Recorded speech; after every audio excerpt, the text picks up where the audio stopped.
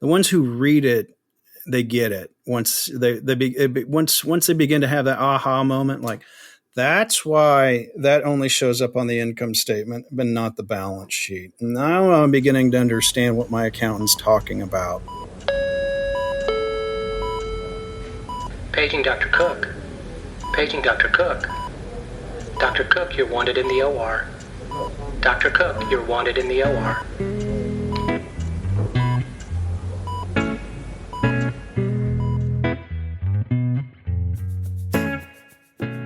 Welcome to the Prescription for Success podcast with your host, Dr. Randy Cook.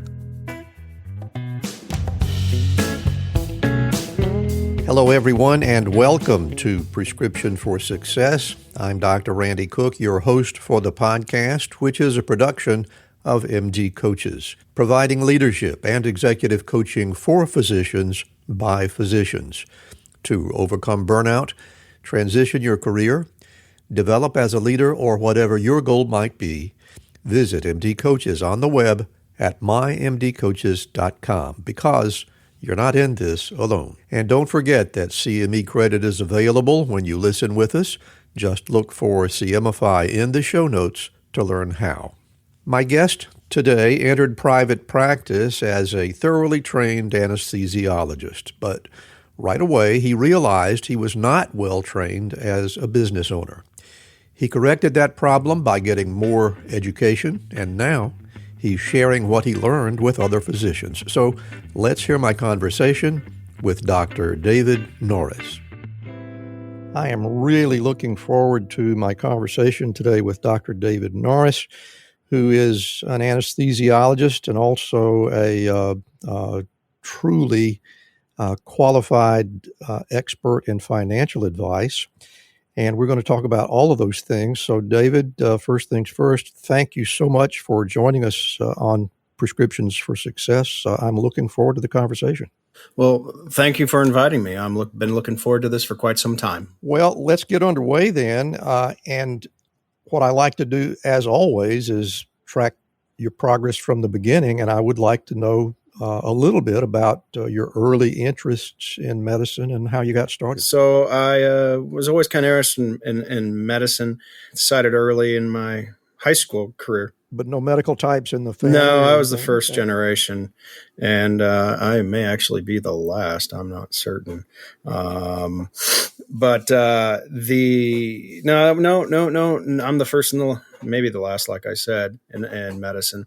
I started working as a phlebotomist in undergrad, paid my way through undergrad, drawing blood every other weekend or every weekend in my hometown. I'd drive home from college, work the weekends, and then go back. Then went on to med school. I went to University of Kansas. Tell me a little bit about what that application process was like. Was that where you wanted to be, or did you have to apply to dozens of places and hold your breath? What was it like? Oh, for me, I had a mentor when I was growing up in undergrad, a general surgeon in my hometown. And I actually had that conversation with him in terms of what should I do? Where should I go? And his advice to me, and it's what I give students these days, because it proved to be quite true, is he said, go to the least expensive medical school you can.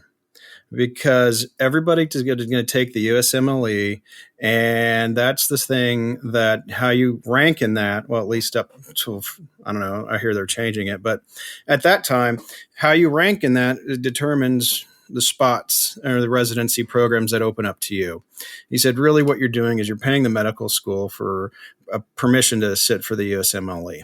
And he said, no one ever really asks where you go to med school. They always ask, where did you train? And that's typically your last stop. So I applied to a few others, was looking at Tulane, and then I started looking at the debt and the cost. And I said, I'm just going to go to the state school. It's the least expensive one I can get into, and it's a pretty good one.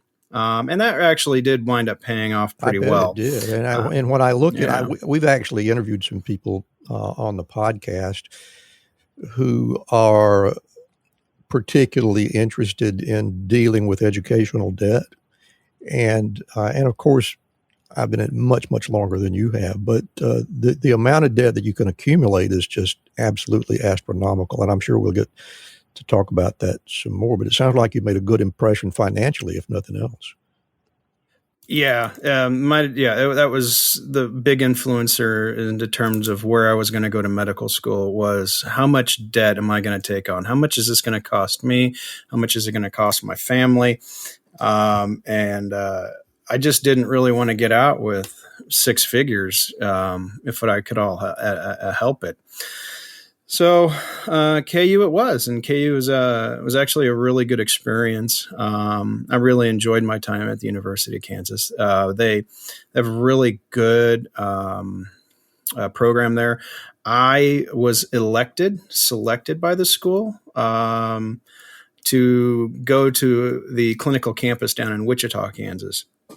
So the University of Kansas has two campuses. They have two clinical campuses. Everybody does their basics med stuff in Kansas City. And then about a third of the class would get shuttled down to Wichita, which is about 2.5, 3 hours south of Kansas City. And there you would do your last 2 years, your clinical years. And I was selected to go down. At first, I wasn't real happy about that, but it wound up being a really, really good clinical experience where they treated you more like a junior intern than a med student. It wasn't stand in the corner, don't ask questions, don't do anything. It was like, you got to get up, you have to participate. This is a hands-on training environment, and we expect you to get your hands dirty and apply what you learned the first 2 years. And honestly, that I wasn't expecting that because I really didn't know anything about it. But it wound up being a superb clinical site at all the centers in Wichita. I understand what you mean.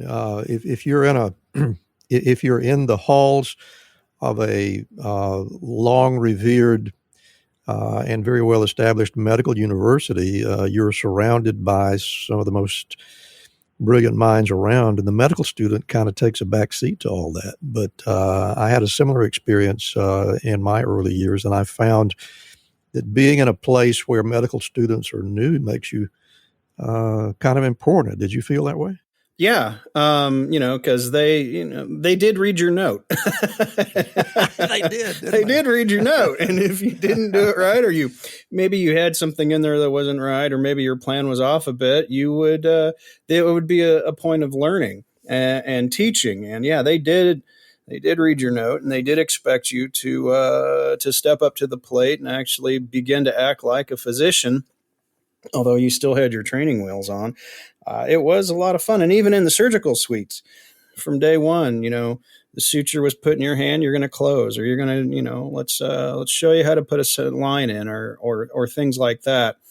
And you felt like you were more of a team member on the panel than you were just along for the ride. And having that sense of responsibility also made you realize you needed to read and prepare and know about your patients and really, I don't know, step up. But when I compare to some of what some of the other colleagues I grew up with, what they had in other centers, I'm very thankful that I was able to have that experience. And at what point did you begin to think that anesthesiology might be where you wanted to spend your life's work? Well, so I was a categorical match for general surgery, and about 6 months into it, realized that I just didn't really like what general surgery had to offer me for a career. I looked at the types of cases I was doing, and I just didn't feel the passion for them like I once did. I also found myself looking at some of the other attendings in the area and seeing how hard they worked. And they were at the hospital the same time hours at night that I was. And I could see myself quickly going down a path where patients came first, family came second. And I had taken anesthesia as a rotation very late in the fourth year. It was actually one of my last ones. So it was well beyond the match, right? And so I always kind of liked it. After being in the OR for a while, decided, I just don't want to do general surgery. I actually did kind of enjoy what I was doing in anesthesia for that last rotation, and perhaps I need to make a switch. So 6 months in, really 7 months into the internship, I went to the program director and said, I'm going to give you 5 months warning. I'm not coming back for PGY2. You have 5 months to fill my spot. I don't want to leave you high and dry because you guys are good guys, but I'm not coming back. And I'm going to guess that you were probably not the only person in that group that made that decision, or am I wrong? It was fairly rare for that to happen. It does happen from time to time, but not incredibly. At the program I was at, was not real common. So I think some folks are a little stunned. Well, that's good, and I'm sure it does happen that way from time to time. But because of the way the match works, you never know how many you're going to have in there that have just pinned all their hopes and dreams on being some kind of a surgeon, and you'll wind up with more in the interns group than you can accommodate in the chief residencies. But sounds like it worked out okay with you, and you decided to change venues for your anesthesia training. You want to tell us how you made that decision? Well, so after I told the program director I'm done, this is not what I want for my life. Life's too short to do something you're not interested in or enjoy. My program director, I do remember, he asked me, where are you going to go? I said, I don't know. I don't have a spot yet. I don't know where I'm going to go. I'm just not coming back. And that really kind of, lit a fire under me. And so I sent my CV out to a bunch of places, and got a couple of spots lined up, in neighboring states, Nebraska, Oklahoma, Kansas, Missouri. And then out of the blue, one day while I'm giving a talk to the medical students, I get a page from a Dr. Easdown holding. I'm like, I don't know who this is, but you always answer an attending who's holding. So I excused myself, and she introduced herself as the program director from Vanderbilt. And based on my CV board score, she would like to offer me a spot. Would I be interested? And I said, yes, I will take the spot at Vanderbilt. Let me ask my wife, but yes, I'm taking the spot. and that's how I wound up in Nashville. That was a great training and environment. And I really enjoyed the 4 years I spent at Vanderbilt. It was a lot of fun. And not only did you decide to get trained in anesthesia, but you decided to hang around a bit more for cardiac anesthesia. And I'm interested in what was behind that decision. Well, so with the cardiac fellowship, what happened was I had an attending there who kept telling me I should do a fellowship. He was trying to encourage me to stick around and do a fellowship, and I was just tired at that point. I wanted out. And I'm like, no, I'm going to go in private practice. I don't want to do a fellowship. So I go and join a group in Kansas, in my town that I'm in now. And about 4 months into it, I realized that I don't like the way the hearts are being done in this particular facility. And so I go to the group and I say, hey, partners, I'd like to go back and do a fellowship.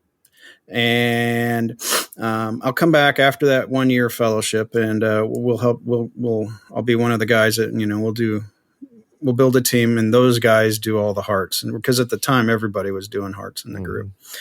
And after some wheeling and dealing, well, first I had to ask the wife, and she said the only place you can go back to is Vanderbilt. Well, that narrowed the search. It did, because she was like, we still have friends. We've only been gone a few months. Yeah. It's not, yeah. And then so I called the program director, the guy who was trying to get me to stay, and I said, hey, Robert, can I come back? He's like, yeah, absolutely. Not a problem. Wow. So I got that spot, and then I was able to facilitate funding from So I had funding from Vandy, from my group, and from the hospital, and was able. I didn't have to take a cut in pay or anything. Wow. While we maintained 2 households for that fellowship year. And it was a really good experience because they treated me as a fellow and as a junior attending, so occasionally I would actually staff rooms as a junior attending in the main OR. And that was a lot of fun. I learned a lot about managing and supervising and stuff like that there. So Vandy, that was a great experience. And after that, we came back, joined the group, and kind of helped get the program up and running, and kind of established a cardiac anesthesia team at the facility or at the hospital. And so at that point, as I survey your CV, it looks like approximately a decade, you decided that you needed some education in the business world. You want to tell us about that? Yeah. Well, what happened is I get back in the group. I made a shareholder, and then eventually I'm elected into positions of leadership and sit on the executive board. And they start handing me these income statements and these balance sheets and these productivity reports. And I knew how to read some of those because we had rental real estate, but I didn't know everything. And once they made me vice president and eventually president, I realized I have an obligation not only to the partners, but to the employees and myself and everyone's families, everyone that depends on the income, to make good, solid business decisions. And I felt like I just was not taught those things in med school or residency. Because every time I'd ask, in med school, they say, you'll get it in residency. When I asked in residency, they said, you'll learn it when you get out. And let me tell you, when you get out, it's too late to learn it. You have to learn it the hard way. Yeah, that's a fact. So I looked around a lot of places and then decided to use the local university there, local state school, to get my MBA. And I actually had to go back to class every Saturday for 2 years. Wow. Back in class, 8 to 5. Had to have my rear in a chair. I hadn't done that for, undergrad, Yeah. right? So it was a great learning experience. I got to meet a lot of other people outside of healthcare, see how other businesses, other services run their businesses, other problems they've had, and how they've dealt with them, and was just able to really improve my fund of knowledge that then led me to be able to help other physicians gain that same fund of knowledge so that they can develop the practice that they desire, because that's really what I'm about. Did you ever feel that that you were stretched more thin than you could handle it, or was it a matter of, I think I see the finish line, I'll just hang on? What was that period of time like? That period of time, those 2 years, it was a little taxing at times. But my wife and my children were very supportive. My children were very young at the time, kindergarten, first grade. And so they got to see Dad study they actually got to see Dad physically sit down in a book or sit at the computer and write a paper or study at a very young age. And then they got to see Dad walk across the stadium or the stage in the stadium and get hooded. So they got to see the hard work you put into it, and then the reward that you get from that. And, it was a little challenging at times, but I can't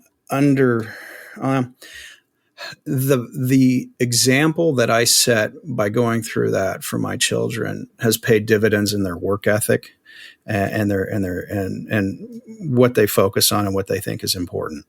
Wow. And so it was challenging at the time. It was a little stressful at some days, but it's done more than pay well dividends on that, both not only my professional life, but, in my children's life as well. I hadn't thought about that, but that really is an incredible bonus that you're talking about right there. Yeah. It Good for is, you. and Good for you. it's paid dividends. My son's a freshman, and my daughter in college. My daughter's a senior in high school. I'll have two kids in college next year, but they both are getting strong academic scholarships. And we never. Any physicians in the group? Well, my daughter's thinking about it. My son's too smart. And I don't mean that in a bad way. I understand. But mathematics is his primary language, Gotcha. and English is his second language. and Spanish is his third language. Okay. He just sees it. He's just got one of those minds. Yeah. It's like that John Nash, A Beautiful Mind, that movie. Yeah. He just sees that sort of stuff.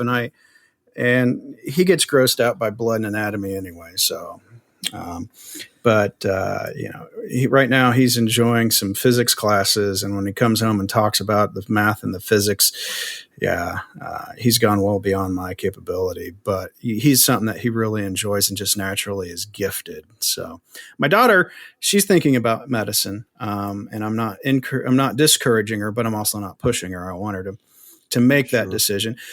She's actually seen what it's like to grow up in a physician's household. She knows that she will not make all the holidays, depending on her specialty. Dad was gone for Thanksgiving and Christmases. Right. So at least she's going in there with her eyes wide open, if you will. And if she wants to do that, I'll support her. I'll support her whatever she wants to do. She's a smart, brilliant woman. Bet you will. And we'll just see what she wants to do. Hi, I'm Rhonda Crow, founder and CEO for MD Coaches. Here on RX for Success, we interview a lot of great medical professionals on how they grew their careers, how they overcame challenges, and how they handle day-to-day work. I really hope you're getting a lot of great information. But if you're looking for an answer to a specific problem, management or administration challenge, or if you're feeling just a bit burnt out, like maybe you chose the wrong career, well, then there's a faster way to get the help you need. No, it's not counseling, it's coaching. RX for Success is produced by MD Coaches, a team of physicians who have been where you are. I know you're used to going it alone, but you don't have to. Get the support you need today. Visit us at mymdcoaches.com to schedule your complimentary consultation. Again, that's mymdcoaches.com, because you're not in this alone. We'll get back to our interview in just a moment, but right now, I want to tell you about a new sponsor for us. Growing Innovation Health Solutions is a comprehensive medical billing service that allows you to shift the burden of collections off your shoulders so you can focus on patient care. GI Health Solutions has the experience and the expertise to help you manage all your billing-related chores efficiently and professionally. Their expert team will handle all your coding, claim follow-up, and billing issues to be certain you receive your payments on time. They can streamline your billing process and increase your revenue by up to 30%. With GI Health Solutions, you'll get more time with patients, less busy work, better cash flow, fewer errors, and improved patient satisfaction. So reach out to Growing Innovation Health Solutions today and let them help your medical group improve profitability and eliminate administrative burdens. Visit their website at www.gihealthsolutions.net for a free consultation. We'll get back to our interview in just a moment, but right now I want to tell you a little bit about Physician Outlook. If you haven't discovered this remarkable magazine, please do so very soon. It was created by physicians, for physicians, to showcase the intersection between clinical and non-clinical interests, whether it's writing, painting, cooking, politics, and dozens of other topics. Physician Outlook gives a physician perspective. It's available online and in print. It's really unique among physician lifestyle magazines. And like the Prescription for Success podcast, Physician Outlook amplifies the voice of any physician who has something to say. It also engages patients who still believe in physician-led, team-based care. And Prescription for Success listeners can get 3 months free when you enter our promo code RX for Success and select the monthly option at checkout. That's a really great deal on this stunning publication. And now let's get back to today's interview. So let's talk a little bit more about your growth and transformation. And I believe I understand that you are still practicing. Am I correct about that?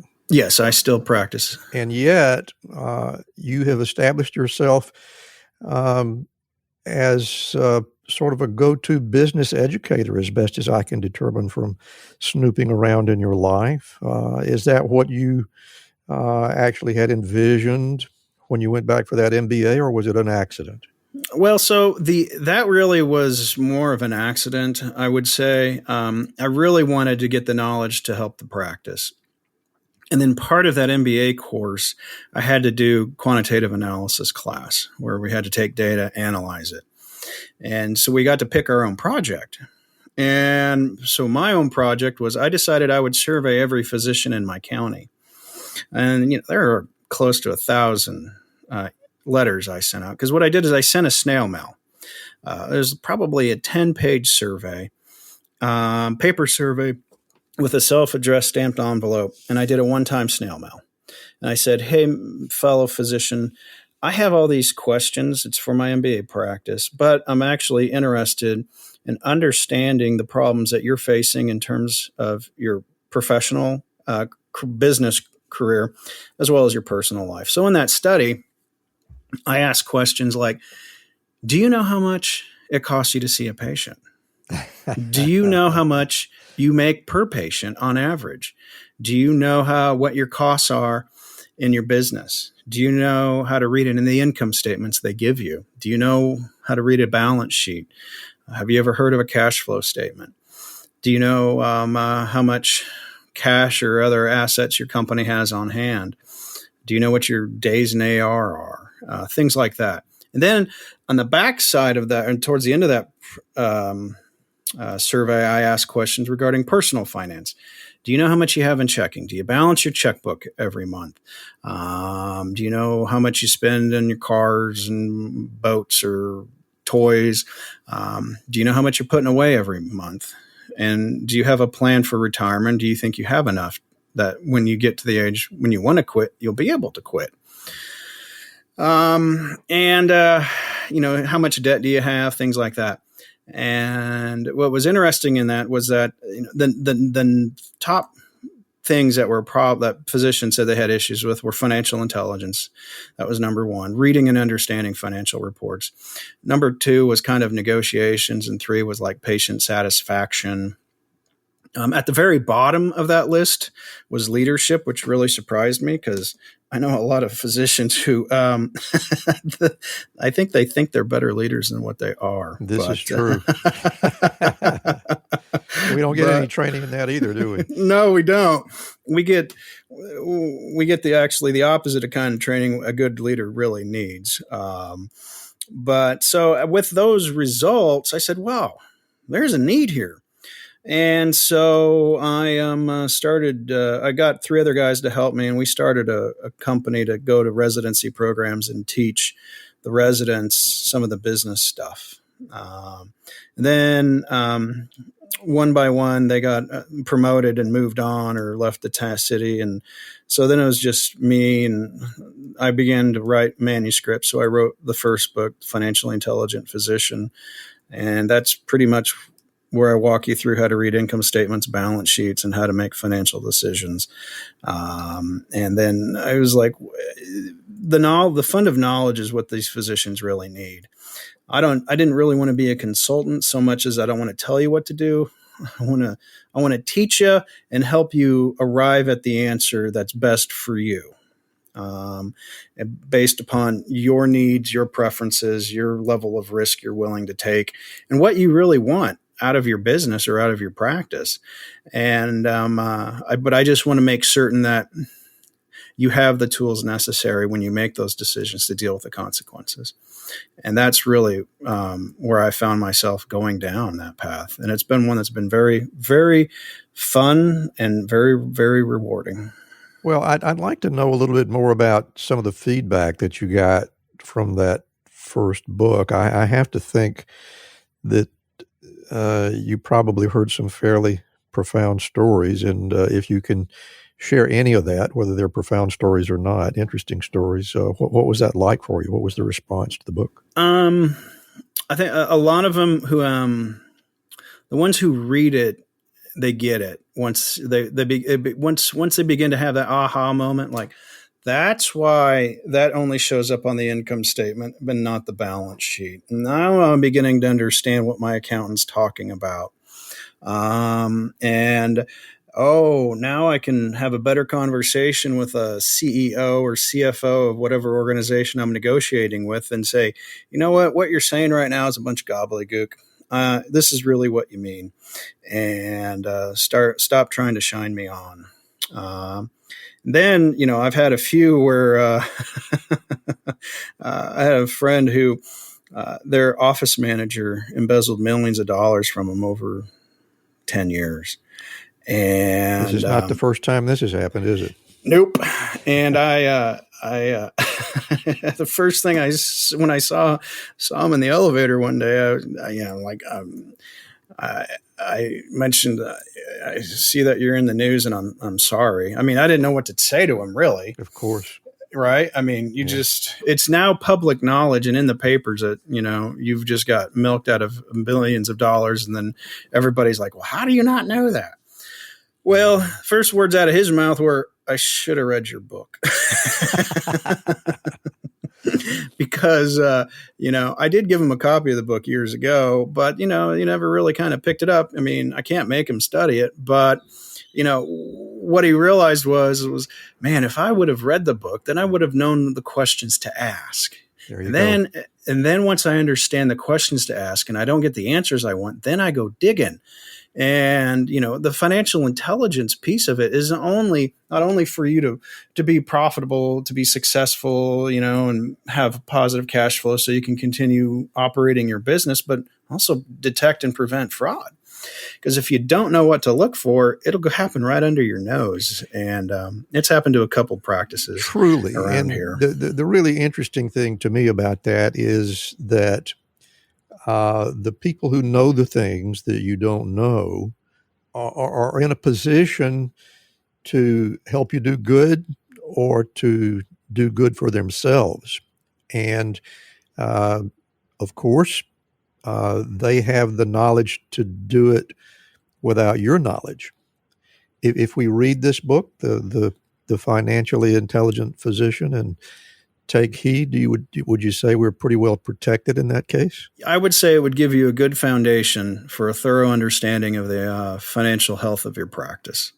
And if you read it and you begin to apply what I teach in it, and you actually set up a metrics, you set up a dashboard and you follow those, you'll begin to identify trends. You'll begin to see things, and begin to take corrective action sooner rather than later. It's like when I go flying, I have a flight plan, but if I'm flying in the clouds, I have to rely on my instruments. And if I don't know how to read those instruments, I could get turned upside down and crash into the ground. And I see a lot of physicians who are flying in the clouds with their financial reports or their businesses, and they wind up flying upside down and crashing into the ground because they don't know how to use the tools that are in front of them. And they don't they don't have a plan. When I go I plan out a flight. I'm going to go from here to here. This is how I plan to get here. That's called a budget in finance. And then if I deviate, that's okay. Sometimes I have to deviate from the plan, but at least I know why I'm deviating. And the same thing happens in our in our businesses or in our financial life, where we say, hey, something's not matching up with budget. Why is that? Oh, is it because a payer is taking forever and a day to pay us? Or is it because we're not seeing as many patients? Our patient volume's down. Is it our costs are going up and we just really haven't noticed it? Or where's that money going? And if you don't know, then you got to start asking questions. It's And a really great analogy. And as a fellow pilot, I really, I don't think you could have picked a better example. yeah, it's true though. There's a lot of analogies between flying and running a practice, I think. Indeed. And so it looks like you might have taken a little bit of a different tack in the second book, Great Care, Every Patient, A Physician's Guide to Improving Any Process. Tell us where you're headed with that one. Well, with that book, it really stemmed from my parents experiencing healthcare in their elder years and in seeing their perception of that care from physicians I know that I thought give good care. And really what that book is about is it's about patient satisfaction goes far and above beyond getting the right diagnosis and right therapy to the patient. I mean, that actually, I think, is the easy part. Yeah, I would agree. And it's really about not only managing, but setting those expectations for the patients and reinforcing those with the patient with every encounter we have with the patient. I'll give you an example. My dad, he really liked this new doctor he got, but they couldn't get the bill right for the longest time. And every month they'd send a new bill and he's like, no, that's not what I owe. This is what I owe. And he mentioned to me, he was going back for a follow-up visit at the 6-month point. And at first he was very happy and satisfied initially with the care he got from the physician, but he made the offhand mark, well, I wonder if the billing office is going to screw things up again. And that really begins me to wonder, if you can't get the billing right or you can't get that part right, am I really getting good care? Mm-hmm. And really what that book is trying to do is trying to get you to think about the patient experience, because it's the patient's perception of the quality of care that really matters. Yes, we have to do our best. We have to give the right diagnosis, but we can take steps to influence and reinforce what we want our patients to feel when they interact with our office or our clinic. And that book really is about helping you kind of identify your touch points, identify the feelings and emotions you want your patients to have at those touch points, and realize that just because you think you're a great doctor doesn't mean that your patients think you're giving great care all the time. And I think, if you can get your staff and your processes in line to where the patients think that they're getting great care from everybody at all times in your practice, that goes along. That will bring you far more patients than, my doctor's good, but, their office staff, it's horrible on check-in or whatnot. And, I think part of the problem is most physicians walk in the back door, and every once in a while we need to walk in the front door and really see and feel what the patients. Well, there is some good advice. What the patients are really going to feel and experience. Yeah. Because I think we get our blinders on and we just kind of forget that they experience something completely different. And any physician who's ever experienced healthcare and not actually told people that you're a doctor, but you just experience it just to see what it's like, try that sometime. You'll be shaken to your core, I think. I have, and you are quite correct. Couldn't agree with you. I mean, it's just like, holy cow. And then that makes you reinforce what you do, and even a stronger way to be more of a stronger patient advocate and deliver more compassionate care. So that's what that book's about. One other thing that I want to get into before we get into your prescriptions, your personal prescriptions, is another area in which you have found some publicity, and that's your podcast, which I have listened to several episodes, and I got to tell you, I think this thing is really brilliant. Unlike a lot of things that just drone on and on forever and lose a lot of audience, this thing is capsulized into little 6 to 10 minute vignettes, one subject every time, and I think they're fabulous. So tell us how you came up with the idea. Oh, thanks. I was just looking for another way to kind of get the material out there into the public space. I realize not everybody's going to read blogs or books or whatnot, podcasting. So, but I wanted to make something that could be consumed in a drive to the hospital in the morning. And I wanted to make it so that, I gave you a couple teaching points that you could then digest over a week or so. And I didn't want to really ramble on. I wanted to hit the points that I found most beneficial in my career and pass those on to the listener. I always found it frustrating when I would listen to a podcast and I'd have to stop halfway because I got to the hospital because I live 15 minutes away. Then I'd pick it up again, or I'd forget to pick it up again, or I'd get busy. And I wanted to make it something that was fairly quickly consumed, yet impactful and actionable. I wanted to give them substance that was not fluff. Just these are the life lessons I've learned. Don't make the mistakes I've made, and maybe you'll have a really successful career. Yeah, they really are well thought out, and I think timeless. This is not something that if you missed the one from 2 years ago, it's still just as relevant now as it was then.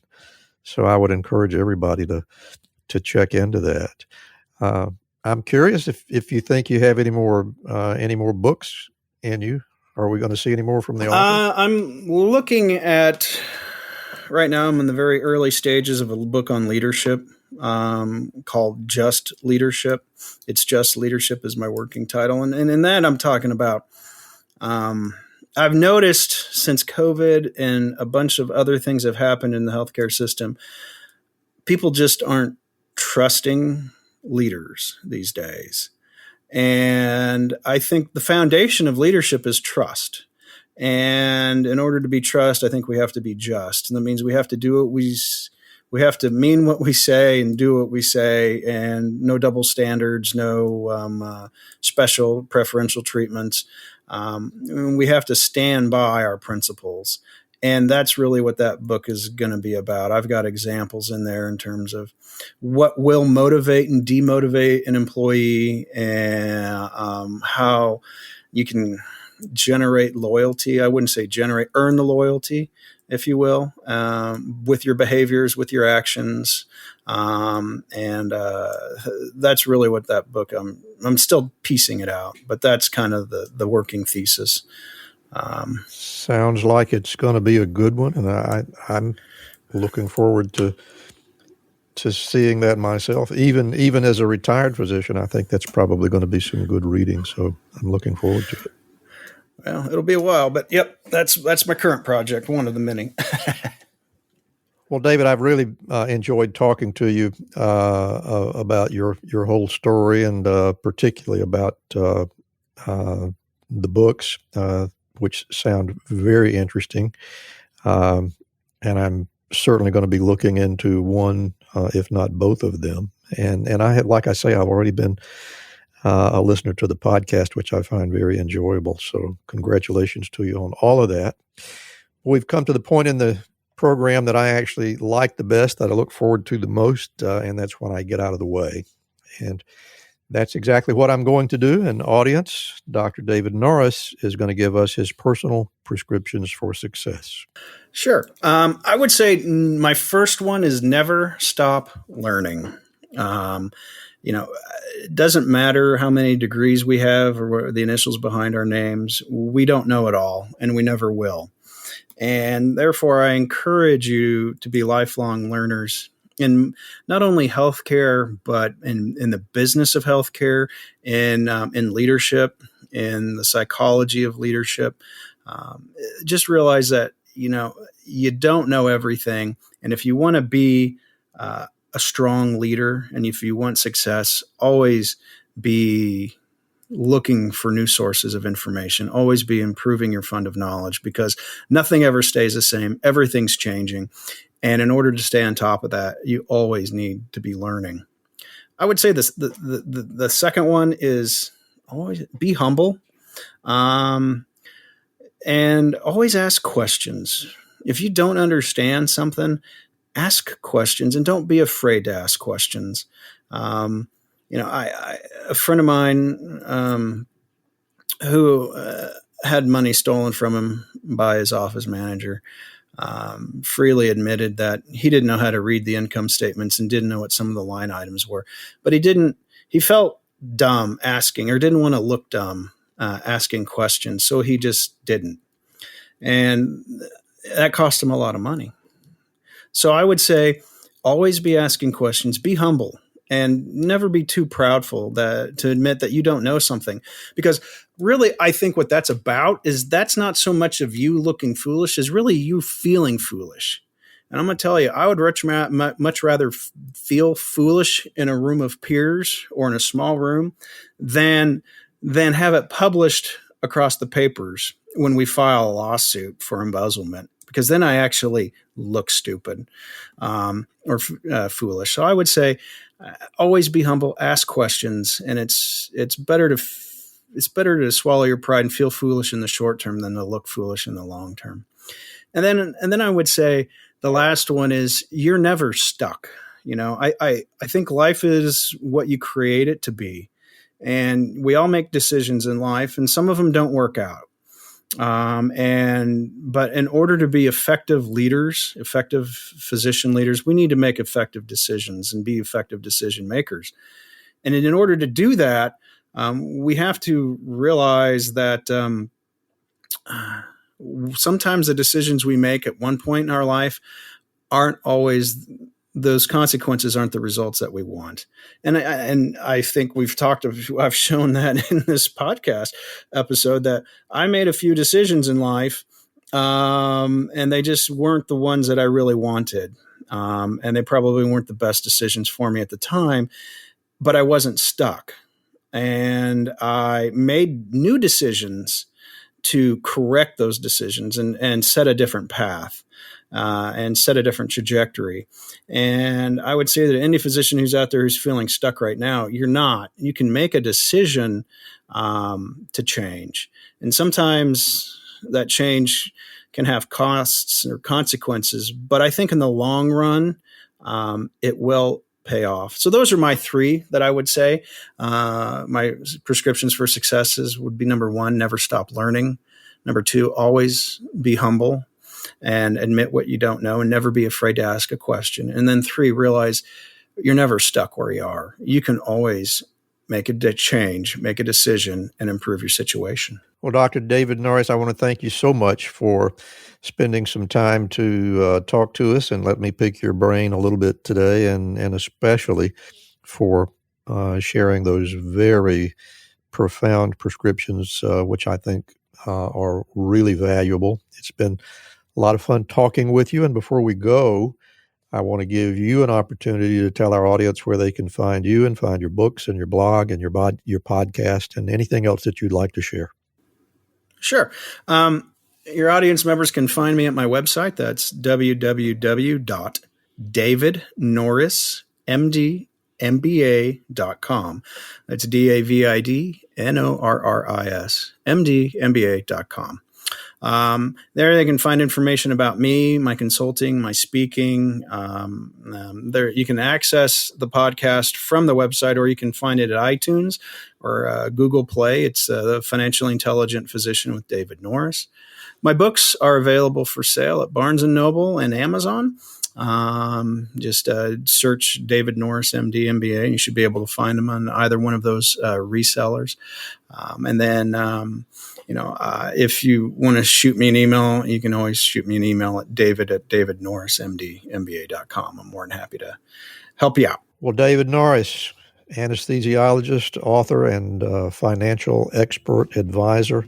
It has been a lot of fun speaking with you today, and I thank you for making yourself available.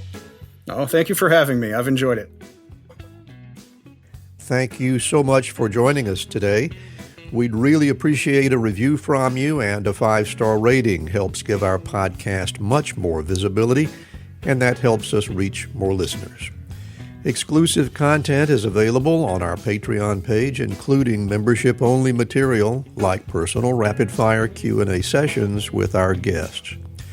Be sure you never miss an episode by visiting our website at rxforsuccesspodcast.com to subscribe. And while you're there, learn how to get CME credit from CMify just by listening. Special thanks to Ryan Jones, who created and performs our theme music. Also, Craig Clausen of Clausen Solutions Group, who edits the show. And remember, be sure to fill your prescription for success with my next episode.